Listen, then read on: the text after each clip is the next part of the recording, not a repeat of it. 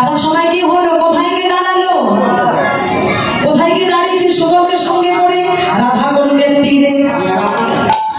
রাধাকুণ্ডের তীরে আসি কুসুম কাননে বসি,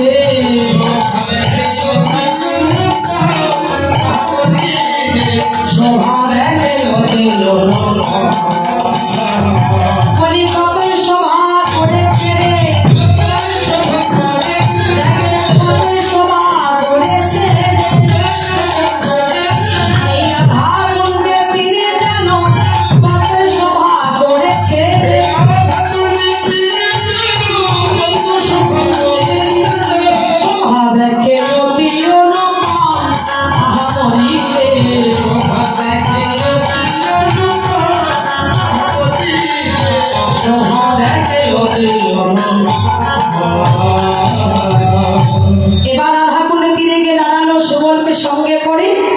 আর এইদিকে রাধারানী ফুলের মালা গেঁথে বসে আছে, কাকে দেবে ভাবছে, মালা দাও।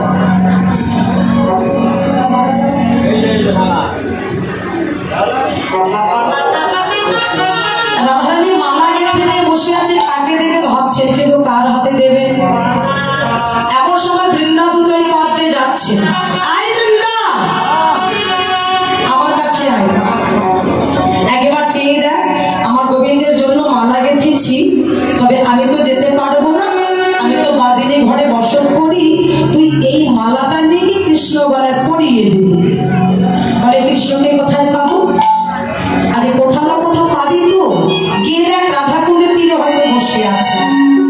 কি বাবা, ভালো মানুষ, ভালোবাসার মানুষ কোথায় যায়, কি করে, একজন আরেকজনকে যদি কেউ প্রকৃতি ভালোবাসি তাহলে তার মনের খবরটা সে বলে দিতে পারে, কিন্তু সেই ভালোবাসার মধ্যে যদি স্বার্থতা থাকে সেই ভালোবাসার খবর বলতে পারবে না। এই না, আরে চিনি না, আমার গোবিন্দকে হয়তো রাধাকুণ্ডের তীরে পেয়ে যাবে। এবার কি করেছে, ওই ফুলের মালা বৃন্দাদূতের হাতে দিলেন, আর বৃন্দা আমার ওই ফুলের মালা নিয়ে এবার মনের আনন্দে চলেছে। বাবা কিভাবে যাচ্ছে দেখুন, বৃন্দা দেবী হেন গালে আসি আসে খাবে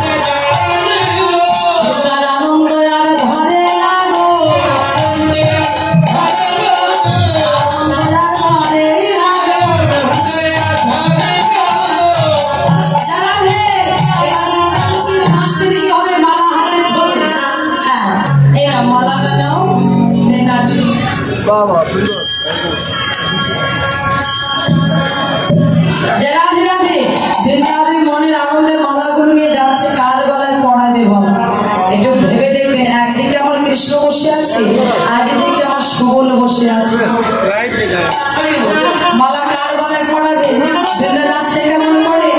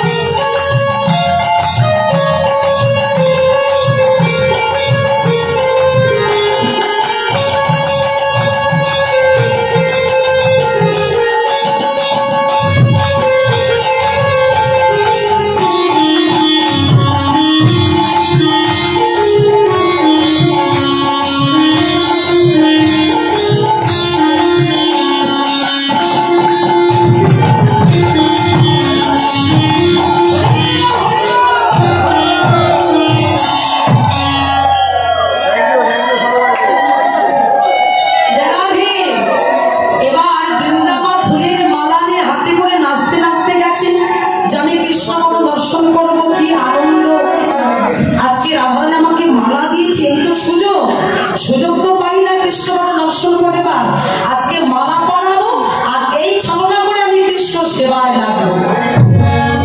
আর গিয়ে দেখছেন বাবা কৃষ্ণ শুধু একা নয় গো, আরেকজন বসে আছে, সঙ্গে আমার সুবল বসে আছে। আচ্ছা বলুন তো বাবা, এই মালা কাকে পরাবে? একদিকে সুবল আরেকদিকে কৃষ্ণ, মালা কাকে পরাবো? কাকে পরাবো? কিছুই বলে না গো। সুবলের গলায় না কৃষ্ণ গলায়? কৃষ্ণের গলায় পরাবো। আচ্ছা যদি মালাটা কৃষ্ণ গলায় পরিয়ে দেওয়া হয় তাহলে ভক্তকে অপমান করা হবে না? যেখানে ভক্ত বসে আছে, তাহলে ভক্ত ছাড়া যদি মালা সে ভগবানের গলায় দেওয়া হয় তাহলে ভক্তকে ছোট করা হবে। আর ভক্ত অপমান ভগবান কখনো সইতে পারেন না। বৃন্দা চিন্তা করেন এই মালাটা আমি কৃষ্ণ গলায় নয়, আমি সুবলের হাতে দেব। তখন কি করলেন? মালাটা নিয়ে গিয়ে সুবলের হাতে দিলেন। আর সুবল হাতে যখন দিয়েছেন, সুবলের সমাপ্রিল তেহি কৃষ্ণ গলে দিল।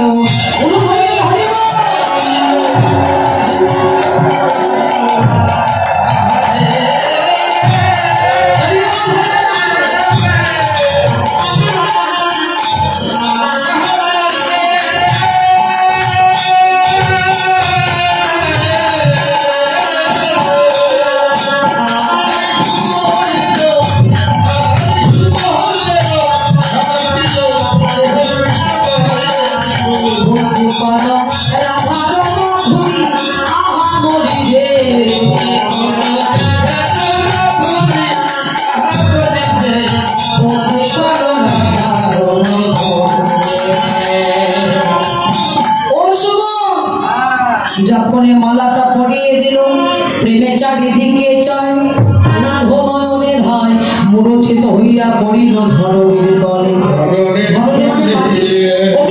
মূর্ছাকে ধরাতলে কানায় পড়ে গেল। আর যেই না পড়ে গেছি ওকে কানায় কানায় কি ও কানা অমন করে মূর্ছাকে পড়ে জয় রাধে শ্রী রাধে বলে ধ্বনি করছিস কেন? ও বাবা মালার বড় জ্বালা করে। এই মালা যারা যারা পড়েছে ভগবান তাদেরকে ঘর ছাড়া করেছেন না। যারা এই মালাকে ভালোবেসেছে, কৃষ্ণকে ভালোবেসেছে, তাদের প্রত্যেকের দশা ঠিক এমনই হয়েছে। একটু লক্ষ্য করে দেখুন আজকে কি বস্তু পাওয়ার জন্য এসেছেন বাবা? এই বৃন্দাবনে যে প্রসাদটা পাওয়া হয়, এই প্রসাদ কি ঘরে হয় না? কিন্তু এখানে যে সাধুগুরু বৈষ্ণবের সঙ্গ পাওয়া গেছে, এই সঙ্গটা তো বাবা ঘরে বসে পাওয়া যায়। যারা প্রকৃতির ভক্ত তারা সাধুগুরু বৈষ্ণবের সঙ্গ পাওয়ার জন্য, সাধুগুরু বৈষ্ণবের চরণধূলি পাওয়ার জন্য আজ মধুর বৃন্দাবনে পাগল হয়ে ছুটে যায়।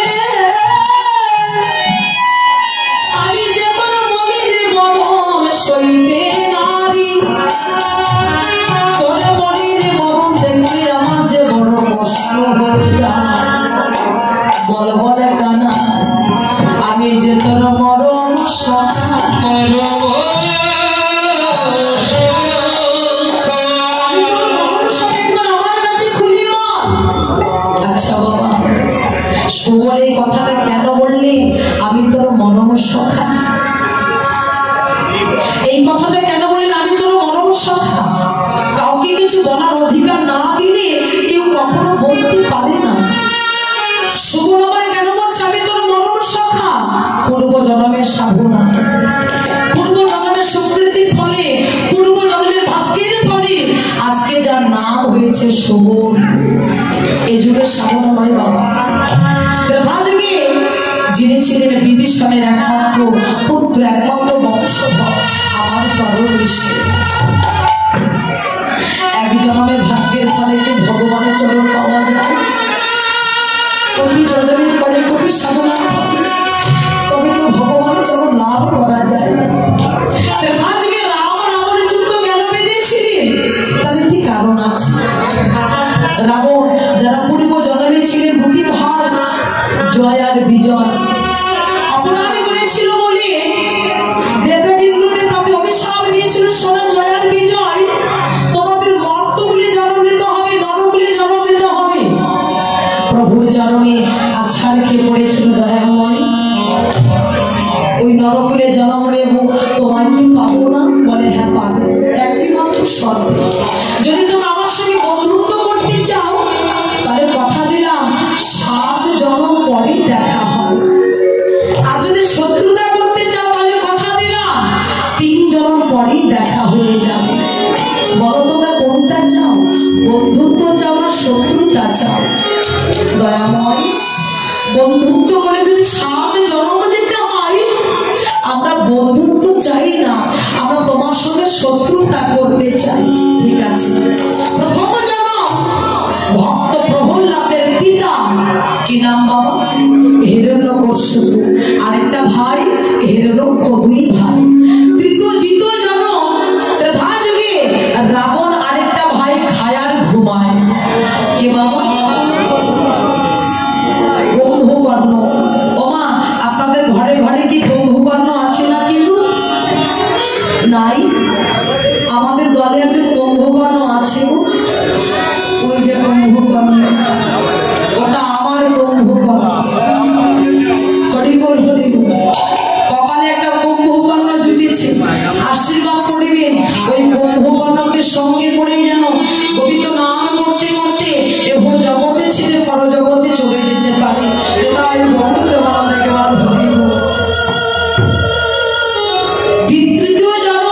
দ্বিতীয় জন্ম হয়ে গেল, এবার তৃতীয় জন্ম শিশুপাল আর দন্তপক্ষ, এটাই হচ্ছে শেষ জন্ম। যখন রাম রাবণের যুদ্ধ বেঁধেছিল, রাবণ আমার মলিন বদনে বসে আছে, ধীরে ধীরে তরণী 1 পা 2 পা করতে করতে গিয়ে দাঁড়িয়েছে তার জেঠু বাবার কাছে। ও জেঠু বাবা, অমন করে মলিন বদনে কেন বসে আছো? এই যে শোনো, আমি বুঝতে পেরেছি ওই রামচন্দ্রের সঙ্গে যুদ্ধ করিবার মতো তোমার বংশে আর কেউ নাই, তুমি এটা ভাবছো? চেয়ে দেখো, এখন আমি বেঁচে আছি।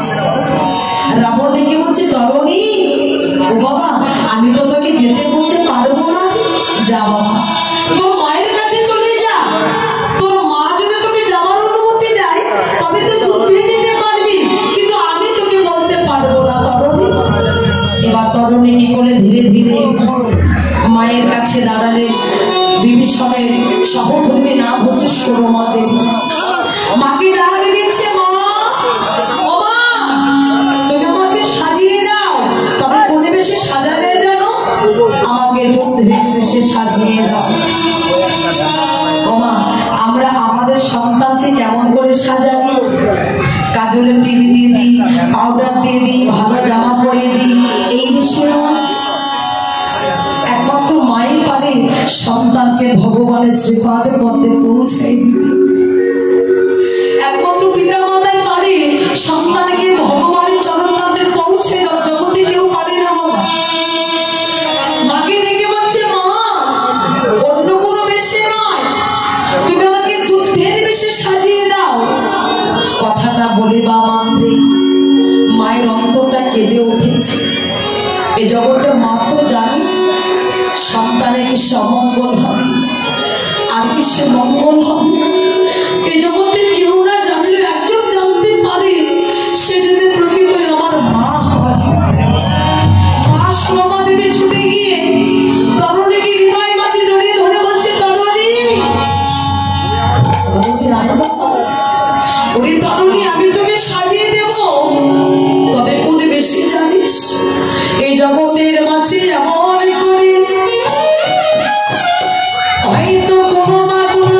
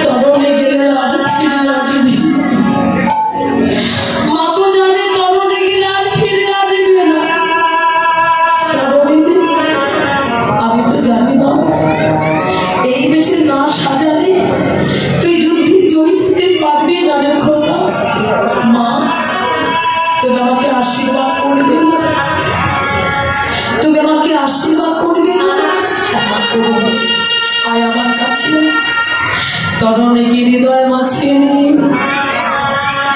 তরুণীকে বুকের মাঝে জড়িয়ে ধরে তরুণীকে আশীর্বাদ করলে, ও বাবা তরুণী রে, আমি তোর মা হই তোকে আশীর্বাদ করব। তবে কোন আশীর্বাদ জানিস? তুই যেন আরে ফিরে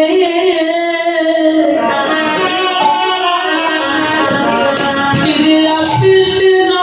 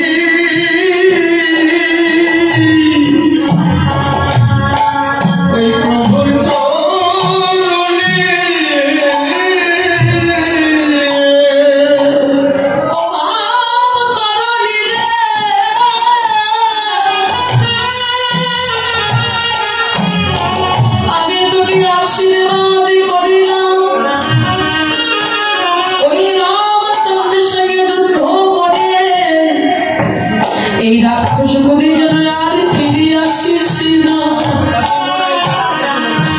বৈষ্ণব কবি দর্শন করে বলেন কেমন মা, জগতে এত মা দেখেছি, এমন মা তো জগতে কোথাও দেখিনি। এই কেমন নিষ্ঠুর মা, মা জানে সন্তান গেলে আর ফিরে আসবে না। একে আশীর্বাদ করছে তরুণী চলে যাও মা, ওই রামচন্দ্রের সঙ্গে যুদ্ধ করে যেন রাক্ষস করে যেন আর ফিরে না আসে। এমন সময় ডেকে বলছে তরুণী যাবি যাবা, যাওয়ার সময় একটি বাড়ির এই দুঃখী মাকে মা বলে